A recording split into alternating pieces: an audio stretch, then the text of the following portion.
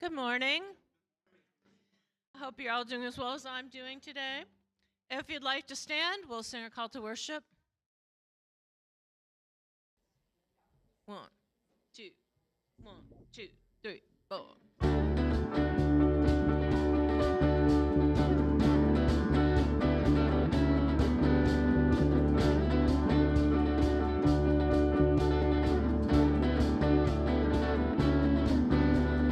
We have come together as a family.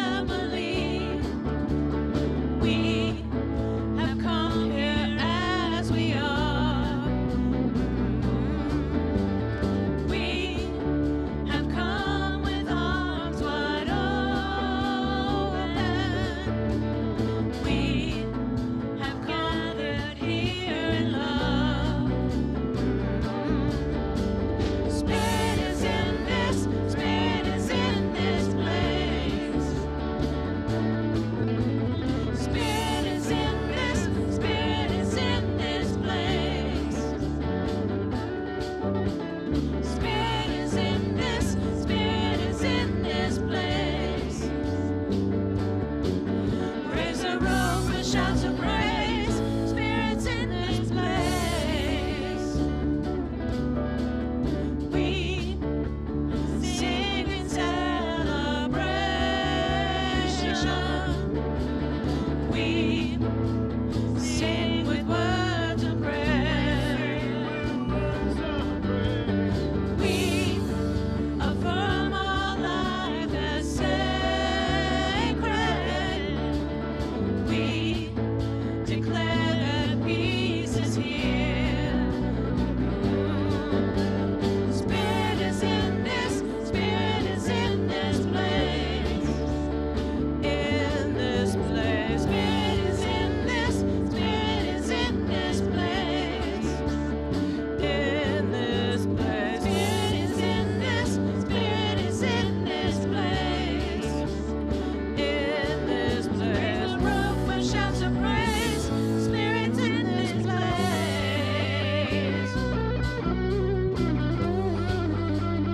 Yeah, yeah, yeah, yeah.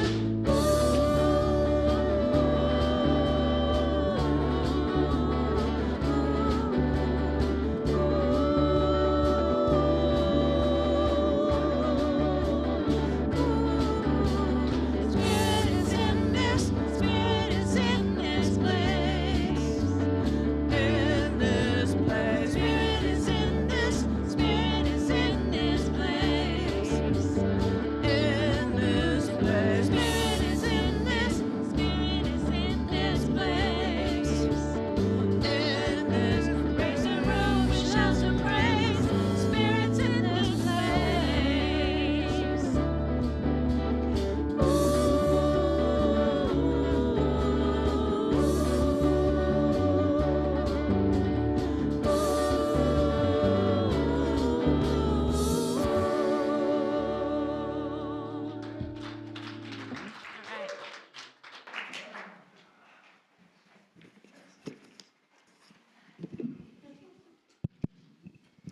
Good morning.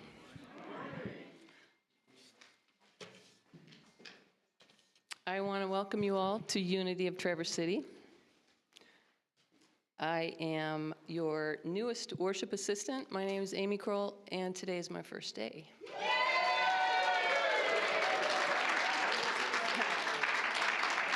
Thank you. So welcome, friends, old and new. If you're here for the first time, KZ has some information if you want to raise your hand and she can pass it to you, or you can talk to anybody with a name tag on at any time. They'd be happy to talk to you about Unity. You got nothing? Are you want me to come up now? No. A little bit of power.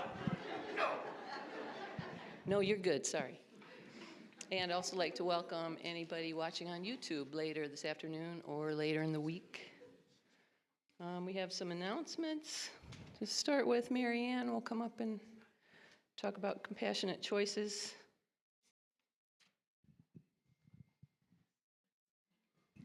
Hi, good morning. I just wanted to invite you all to come to our potluck, the Compassionate Choices Vegan Potluck. We do it at quarterly. Thank you to everybody who brought something to share. We really appreciate it. And then the documentary we're showing is called Rowdy Girl. I saw it at Unity Village a couple of years ago. It was part of the retreat. And Renee King Sonnen is the founder of Rowdy Girl Sanctuary, and she was the keynote that year. And this is a really gentle film about her awakening and her passion to not only help animals, but to help people as well, and to create a kinder and gentler world. So I hope you can join us. It's about 70 minutes long after the service. We'll start about 12:15. Thanks very much.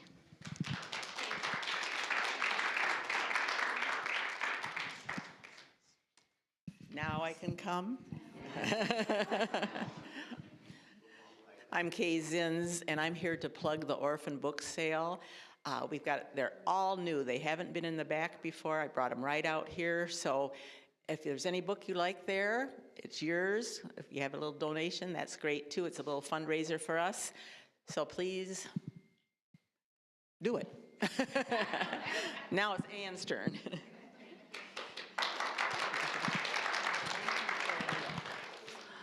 Just a last-minute announcement that we are ordering the T-shirts for those of you who have requested them tomorrow, or Tuesday, actually. So if you still want a T-shirt and wasn't able to order one, you can still do that today, even though it's past the deadline. They're $27. They're a beautiful blue, like this, with white lettering. There are two to choose from. $27, and we'll be ordering a few extra, and after they're ordered, the price will go up to $30. So buy yours today.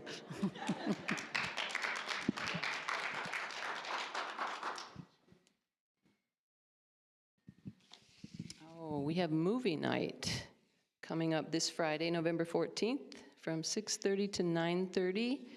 You can watch an inspirational movie, participate in thought-provoking discussion after the movie.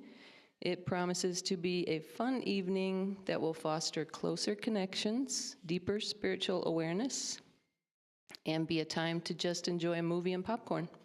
And we'd love to see you there. And now we have Rowdy, who's going to come up and do an announcement.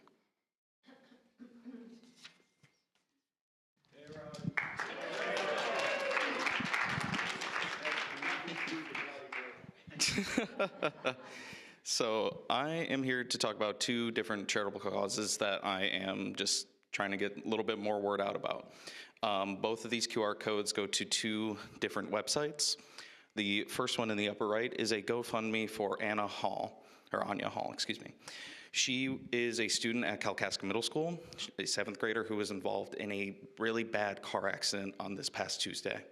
She's currently being treated at Helen DeVos Children's Hospital downstate, which is what leads me to my other QR code there.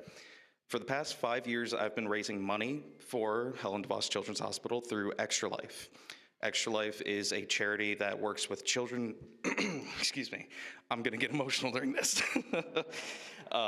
It works with Children Miracle Network Hospitals, which is across both the United States and Canada, works with hundreds of hospitals to help get needed funds for costs of surgery, for parents to have hotel bills paid, etc. They will pay for so much. This is the 5th year I have been doing this. So far this year, I've raised $1,000 doing this with my friends. And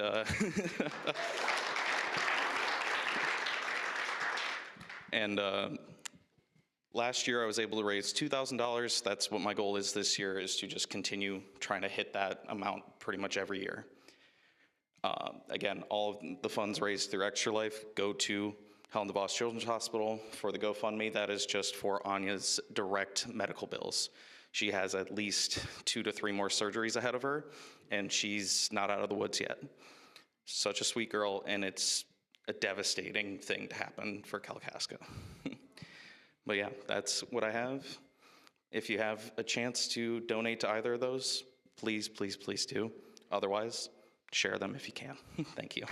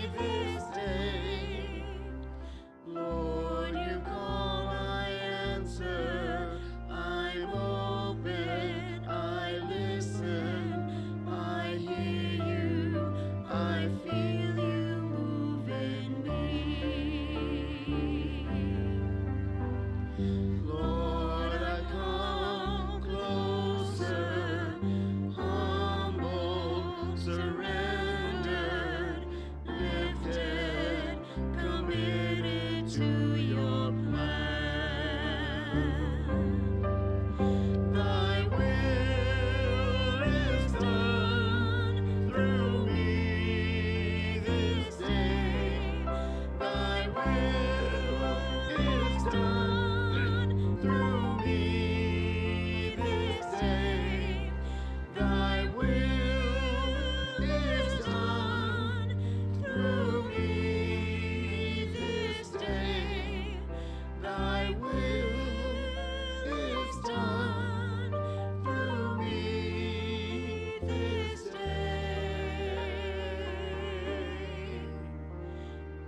Here I am, Lord, I come. Here I am, Lord, I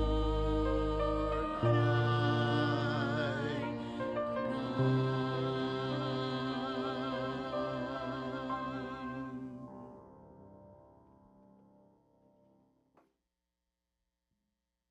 Good morning. We're going a little bit off script today, since this is a very special day that we have 2 to 3 times a year.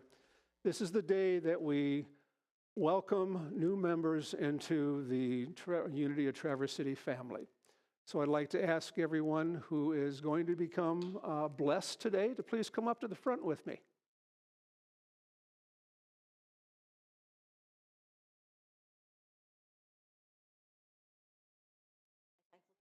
Sure, that's fine. Oh, yeah, that's fine. Yeah, it's good. We have Bill and Lisa Dawson, Kathy Baker, Linda Rasmussen, and Julie Che, who has been around for quite a while. Glad to have you here. I had the pleasure of facilitating the classes that we went through with these 5 people. There's actually one more. Heidi Gustine is also a new member, but she is ill and can't be here today, unfortunately. And I was impressed by the conversations we had and the opportunity to get to know these folks on a deeper level. They all are committed to their spirituality. They all are committed to the unity principles, and they all are happy to be here. And I think it's a blessing that we now have them as members of this congregation. So thank you all.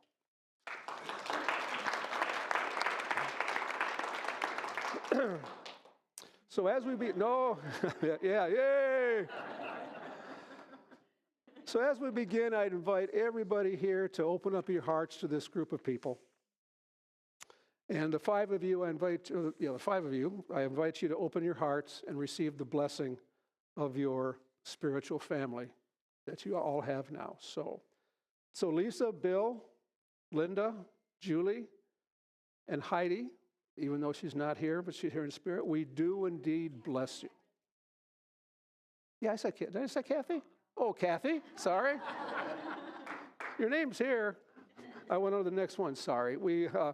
Our deep and abiding prayer is that you feel this moment as being an important one in your life, that you truly know that and believe that you are each holy, divine, and beloved creations of God.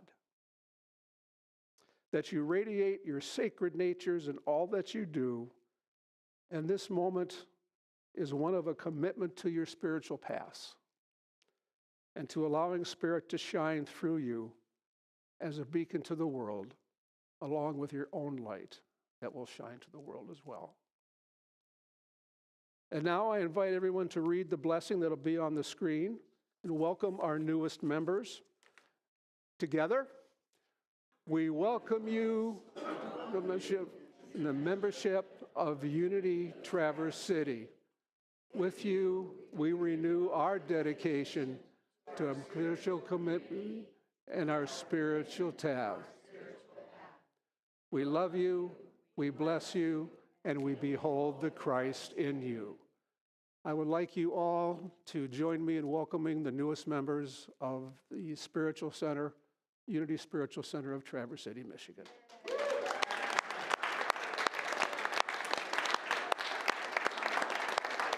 Oh, yeah. Hang on.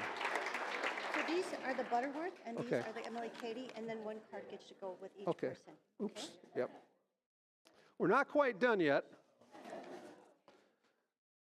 What we're starting is, first of all, here is a card for all of you. And in the basket are 2 books. One is from Emily Cady. The other is from Eric Butterworth. Let's go ahead and take your pick. Lessons in Truth and The Power Within You are the 2, and they are phenomenal books. I think you'll enjoy and get some meaning out of each one. And again, thank you guys so much for taking this step. Thank you.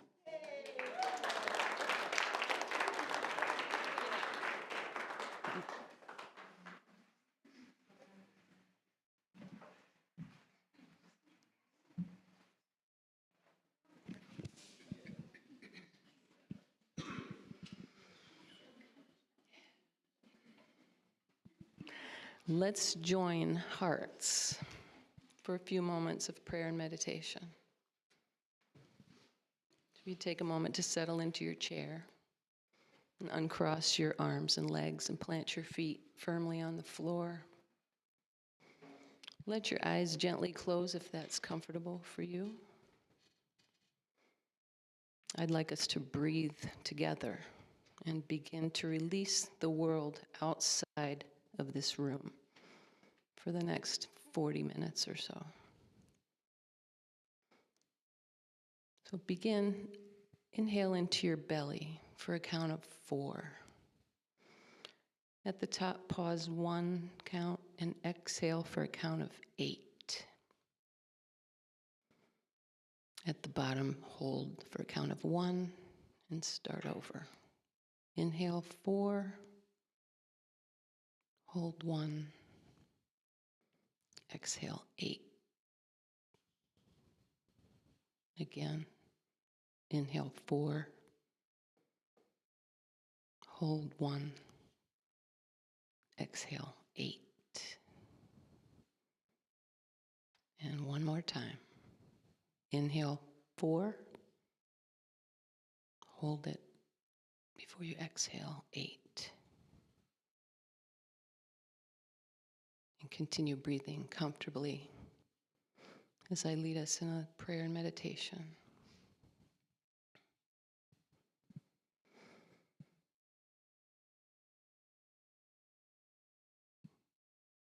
Mother, Father, God, we come together in a world that feels uncertain and heavy at times. It's easy to look at the big picture and feel small, to wonder how we can make a difference in such a chaotic and divided world. But we remember this truth. Peace begins within. When we tend to our own light, when we keep our hearts clear and steady, we lift not only ourselves, but everyone we touch. Our calm becomes contagious. Our peace ripples outward in ways we may never see. So we pause and we breathe. And we let go of the belief that it's all up to us to fix. It's not. Our part is to stay connected, to surrender and release, and let the divine move through us. Take a slow breath in. Let it fill your body, steady and alive. Exhale, and with that breath, release what no longer serves you. The worry, the weight, the shoulds. Let them drift away like leaves on a river. Now bring your awareness to the center of your chest, your heart space. You can put your hand on your heart. Feel that soft, steady light there. Let it grow brighter with every breath. It doesn't force or strain, it simply shines.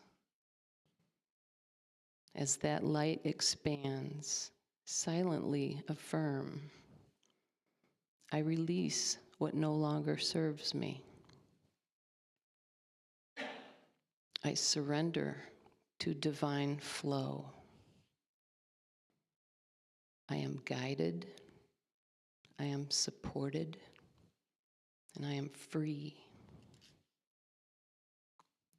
See this light radiating outward, first filling the room, then touching the community beyond, spreading into a world that needs peaceful hearts and kind helping hands. This is how we help heal the collective, by taking care of our own energy and shining where we are. I invite you to breathe into this knowing in a moment of silence.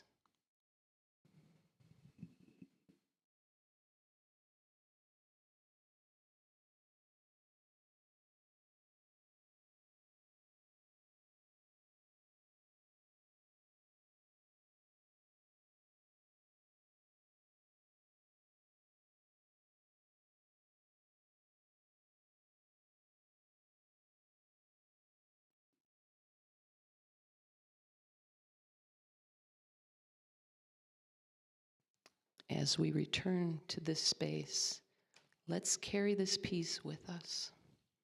A quiet strength, a grounded joy, and a knowing that every act of love, even every moment of calm, matters more than we can imagine.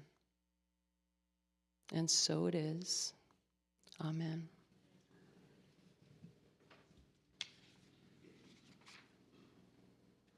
Our statement of unity should be on the screen. Yes? Okay, together. The strength of God moves through me in every breath.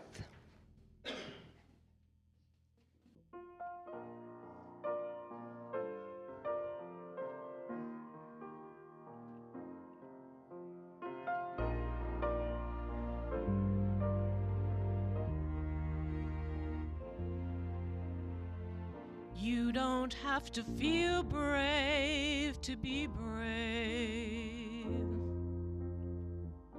I don't have to feel strong to be strong. We don't have to feel inspiring to inspire. Remember, when your road is rough and long, even a small star shines in the darkness. For someone somewhere to see, it lights the way for those in the distance. That's what your courage means to me.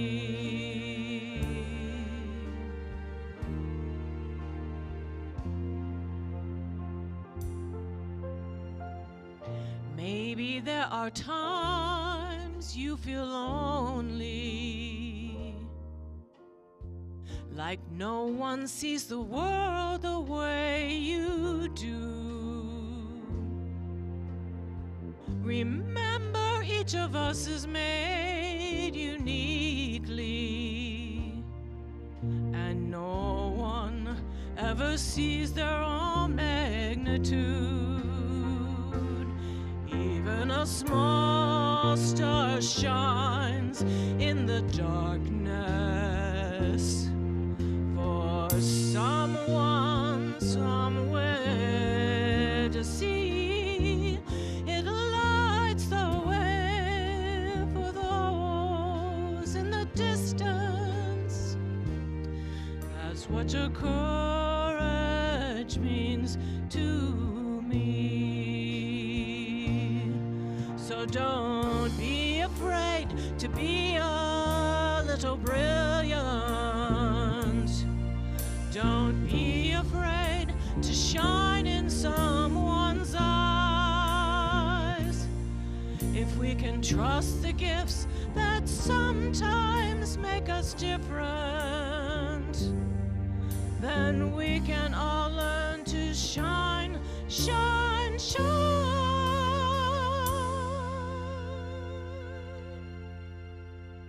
Even a small star shines in the darkness for someone somewhere to see.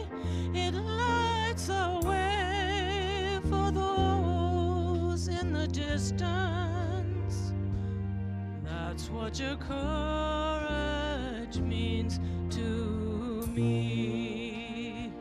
It lights the way for those in the distance. That's what your courage means to me.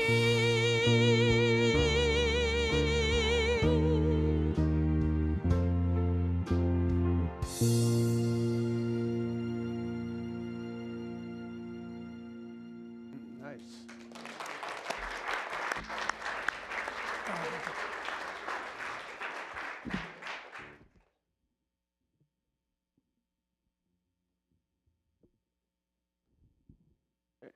Good morning again. I tell you, the music team is good whenever they are here, but when they're all here, it's even better. Thank you, guys. It's nice to have everybody back, nice to hear some voices, and it feels like we're home. It's all good. Last week, I talked about the spiritual practice of gratitude and how that can actually, with being used internally as internal thanksgiving, be a practice that gets us more in touch with Spirit and with God. And by doing so, it's also generating energy for the law of increase. It's an old tried but true philosophy. The more you give, the more you get. So gratitude both has a spiritual meaning and connection. It also has a personal one. So today, what I'm going to do is talk about 3 different principles that are important practices and also can be used to advance our own spiritual growth. These are self-reflection, release, and surrender through letting go and letting God. We can use these as a way to deepen our spiritual freedom and again, form a much closer relationship to the divine. Now we can do these anytime we like, but for me there's a certain feeling of being necessary maybe and having the opportunity to do it this time of year. As we pass through autumn, we're in a season of change, and I like to use that for what types of things can I look at that I might need to change this year. It also can be a kind of melancholy time for me. You know, the leaves are falling, the grass is turning brown, it's 30 degrees when you get up in the morning, and it's change. It's a good time for me to determine what is working in my life, what isn't working in my life, what can I let go of that's possibly reinforcing all the old beliefs that I have that have kept me stuck for years. And I think we could all come up with some aspects of things in our lives that we would like to let go of. It also provides opportunities to set these aside, to try something new, to think of ourselves in a different relationship with Spirit, to think of ourselves with a different relationship with ourselves and with one another.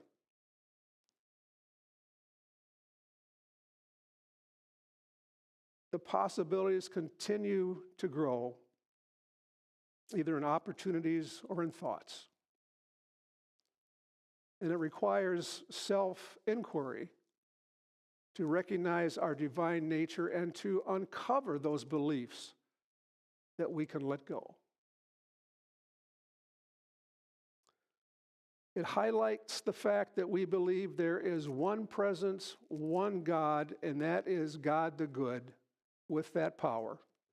And any thoughts that we have that don't do that are not in alignment with Spirit. We have the choice to operate from our big S self, which is when we are connected to the divine, or our little s self when we're operating through ego, through personal gain, and for things that really don't matter except to those of us who operate in that human realm more than we are in the divine.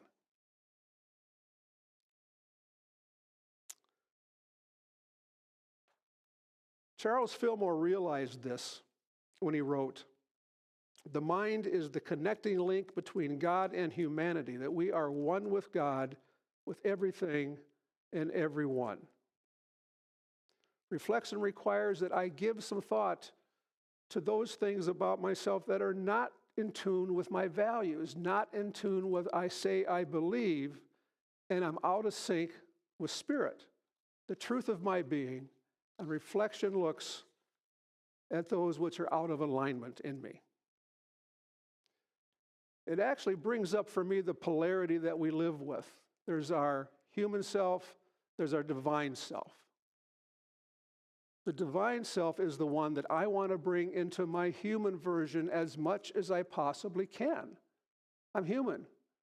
It's not going to be all or nothing. And even though they seem to be spiritual opposites, they're both a part of being human. We are both. And we are a spiritual being here to experience what it's like to be human. The good, the bad, the indifferent, and everything along with it. Doing that doesn't call for me to be less human.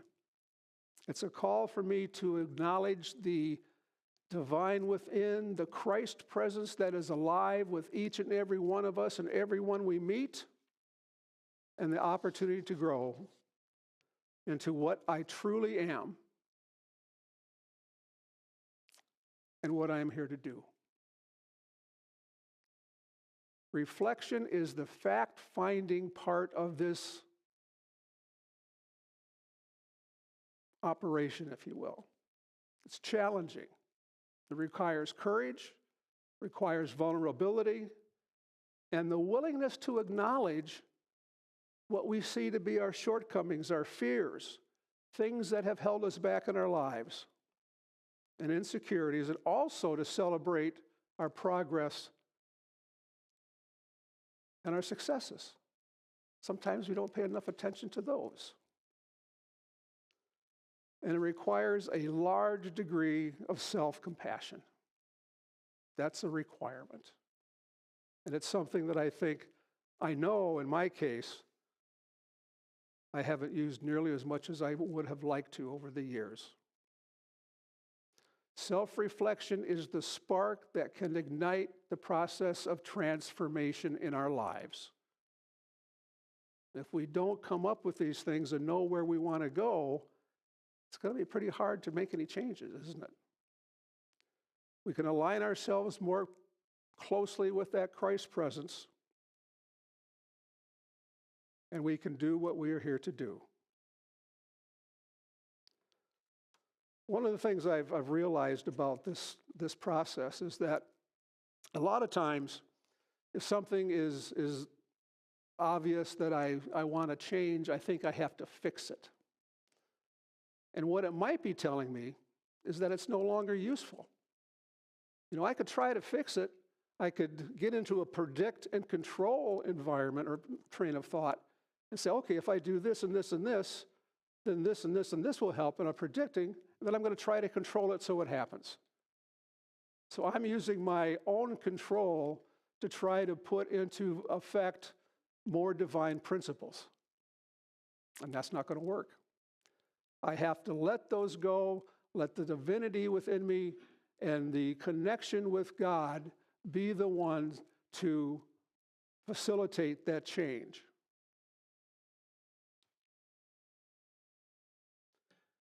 As I become closer in doing that, I can stay grounded in the knowledge that we are one with God, each other, and everything else on this planet.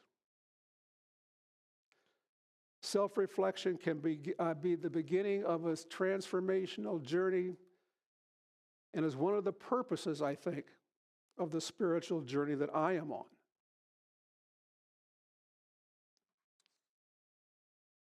I allow the Spirit to be in me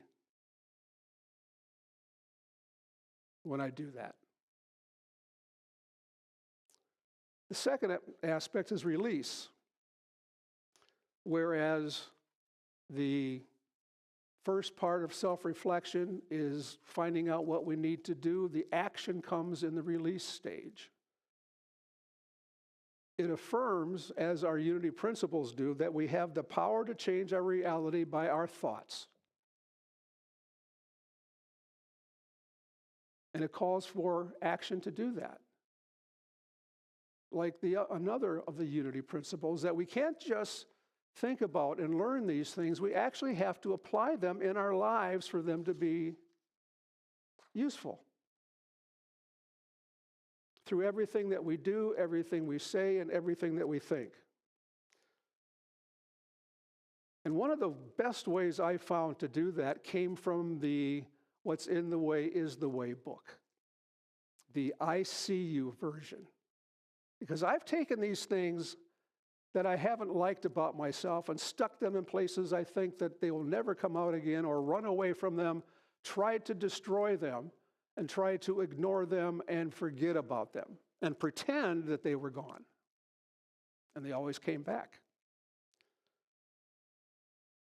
But if I see something that I don't like, and I say, come here a second, and acknowledge that thought, acknowledge that situation, acknowledge that trait that we have, as maybe not working for us now, but at one time it helped us cope with whatever we were going through. It's not something that I should be trying to eliminate. It's something that I should be integrating, thanking for what they did, and saying, I appreciate everything you did for me, but I don't really need your services anymore. You may retire.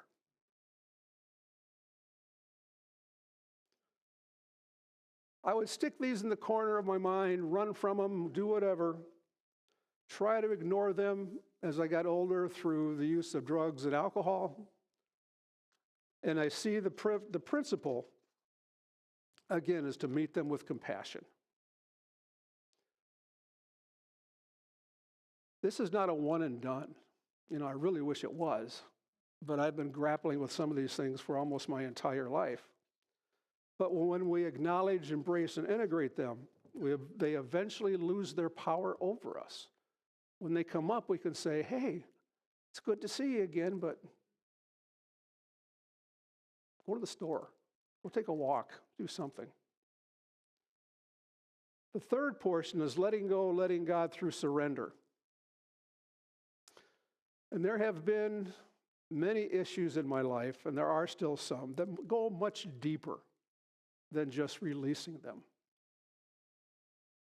To let go and let God, I have to practice surrendering.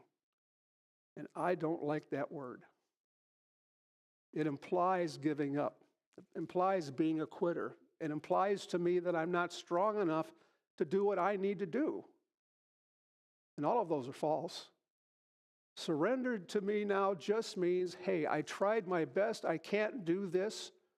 I'm at the end of the rope. I've been hanging on, and now I'm going to let go. I'm going to let go from the rope and trust that Spirit will show me the way to get over this.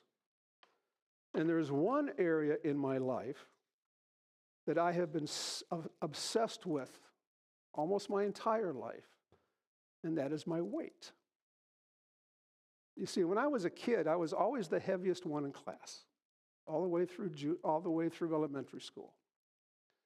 And as you may know, elementary and junior high students aren't the kindest people in the world. But it wasn't just them. It was teachers. It was coaches. It was parents who would treat me in such a way that I felt nothing but shame and guilt over what I weighed. And I viewed myself not just as being heavy, but as being the shame and the guilt that I felt from being heavy and being ridiculed and made fun of and excluded from activities, parties I wouldn't get invited to, places that friends would go to and never ask me to come along. It fostered my entire self-concept. I didn't know what human nature and spiritual nature was at that age, but I took all that on, and it is the deepest, it is the most dangerous quality I have, because it takes all the joy, all the love, all the potential for growth out of my life. Because I still think, and sometimes I'm not good enough, I'm not welcome, and I can't do it. It's representative of all the ego beliefs, concerned with appearance, concerned with separation, and giving my power away to others. And there was something very interesting that happened when I was doing this. I was working yesterday afternoon, putting the talk together. And I usually work at my desk, and I'm typing along, and I'm watching, and I'm seeing where I'm making typos and that type of thing. I found myself in an instant typing and reading what I was typing because I wasn't thinking it. It was just coming through me. And I sat there and I continued to read. And when I was done, words can't describe the way I felt. I haven't had too many spiritual occurrences in my life. When my dad died, first time I saw Lori. She didn't have the same experience, by the way. When my mother died, I felt her go through my body after the funeral when I was home. But this experience grounded me in the absolute truth that we are children of God, that we are fine exactly as we are. In the Course in Miracles, it tells us there's nothing we need to do because we have everything we need right here inside. And I had been spending my life outside of myself, looking for all the adoration, all the acceptance, all of the love that I had all the time, but wasn't aware of. Because of all these other things that I layered over it. These are the clouds of struggle that she was talking about in that book. Those clouds were so thick, so dense, I couldn't see anything good.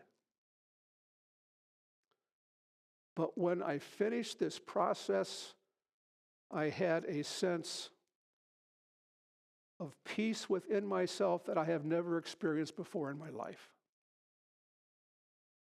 I knew some way I had changed at that moment, and I would never be the same again. And I get emotional just thinking about it. And I took this thing, I walked into Lori, she was in another room, and I said, I want you to take this and read from here to the end, and let me know when you're done. And she did. And she looked at me and said, you changed. And she could see it in me. She could see that I changed, and I have.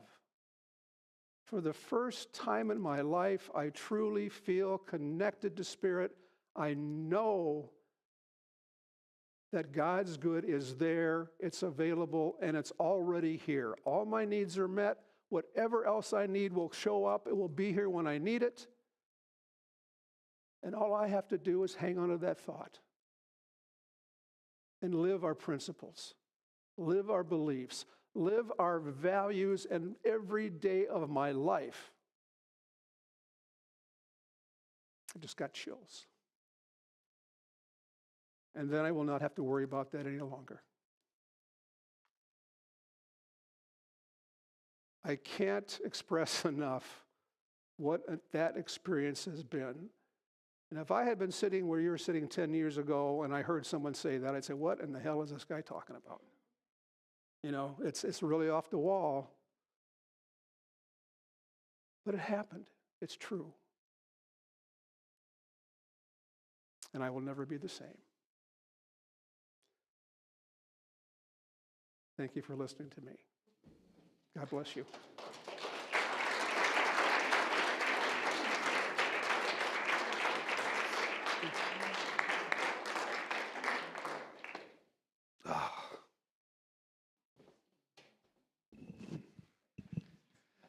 Thank you, Bob.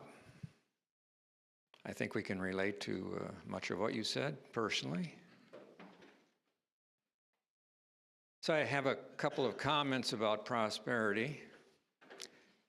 First of all, Rowdy, thank you so much for sharing. And I think this hits all of us in the heart, and perhaps some of us in the pocketbook, because there are so many places we can give of our financial well-being. And I think giving should be done in the spirit of joy, happiness, and fun. So I'm going to put a plug in for Michigan and Ohio State.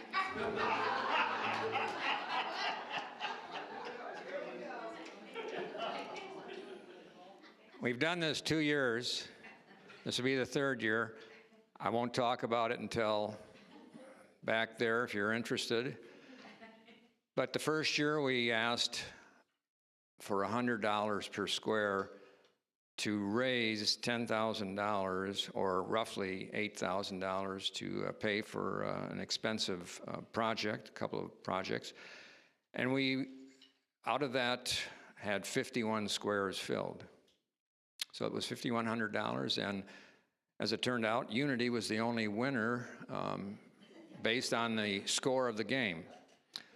So last year we wanted more participation, and we lowered it to $25 and filled all 100 squares, raised $2,500. The church gets 80% of this, and those winning squares each get a piece of that extra 20%. Well, you know, inflation and job insecurity and financial insecurity could be all part of it. But I think $35 would be a fair price. Some have said $50, but I think $35 per square or 3 squares for 100 would do it. And speaking of that, what is it going to go for? This is for you to tell your board what you feel the money should be applied to. We have many needs here, but we, as Rowdy so well said, and all of you know, there are people in need in our community around the world. We can't, as both Bob and Amy have said, we can't do it all, but we can be a part of it. So in any case, whatever you're planning to give today, we appreciate it, we need it, and we will use it very wisely, but participate by letting people on the board know what you feel the fundraising money could go for. And we are a tithing organization, so every month, is it, that we give out to the community. And so we know now there are other needs, and you also have knowledge of where this money can go. So that's my spiel, and we're still going to finish on the appropriate time.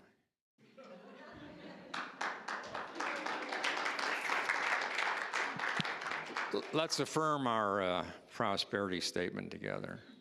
Together, as I give thanks for the prosperity already in my life, God blesses me with even more.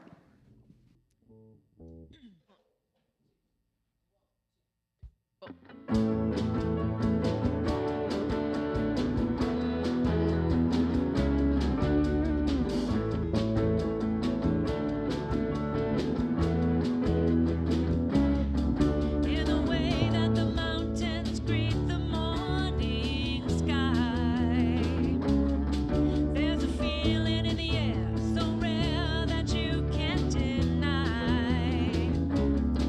Sweeping forward unrehearsed, spreading over all the universe, an awakening, uncompromising, joy rising, joy rising, joy rising, joy rising, joy rising, joy rising, yeah, yeah, yeah, yeah.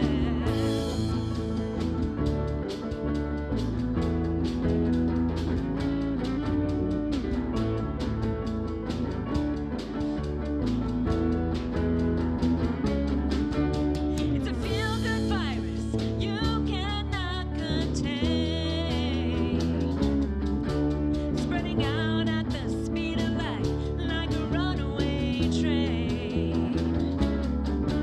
It's a flash mob celebration, fearless jubilation, an awakening, uncompromising, joy rising, joy rising, joy rising, joy rising, joy rising, joy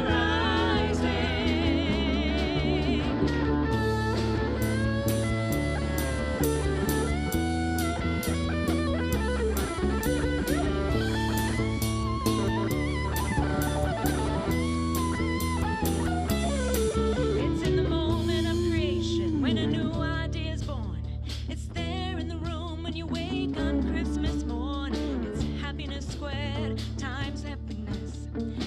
It's a moment of unity. I believe that we are finally here, standing at the crossroads of a new frontier. A realization of heaven here and now, awaking to the dream that escaped us somehow. Joy rising, joy rising, joy rising, joy rising, joy rising, joy rising, joy rising, joy rising, joy rising, joy rising, joy rising, joy rising, yeah, yeah, yeah, yeah.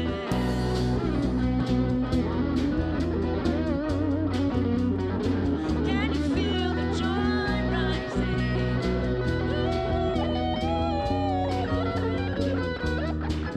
Joy rising. Can you feel the joy rising?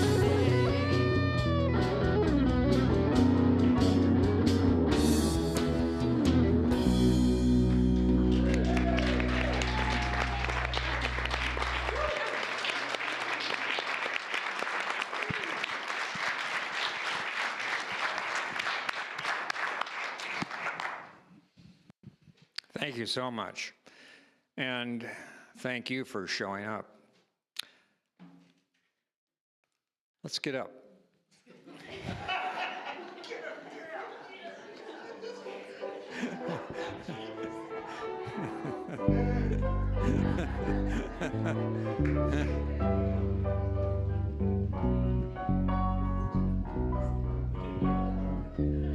Find a hook somewhere.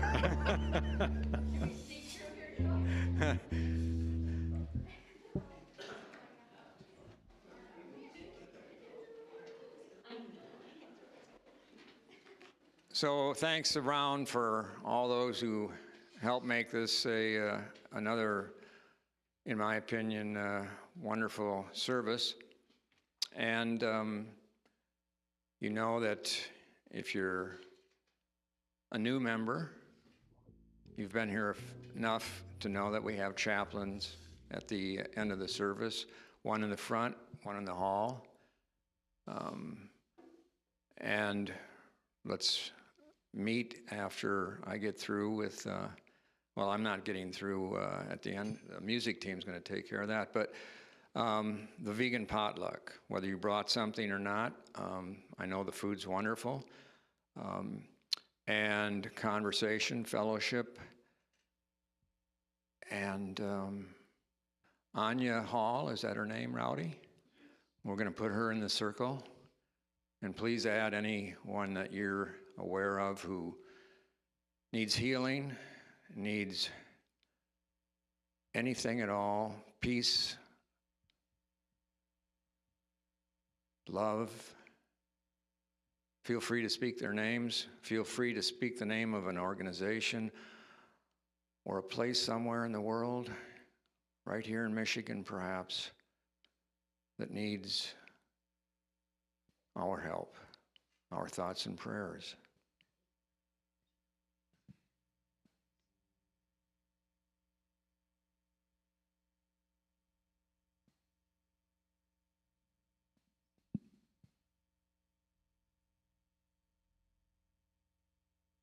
And the energy of our thoughts and prayers goes out to the world. Healing is taking place. And let's affirm with our prayer of protection. The light of God surrounds us. The love of God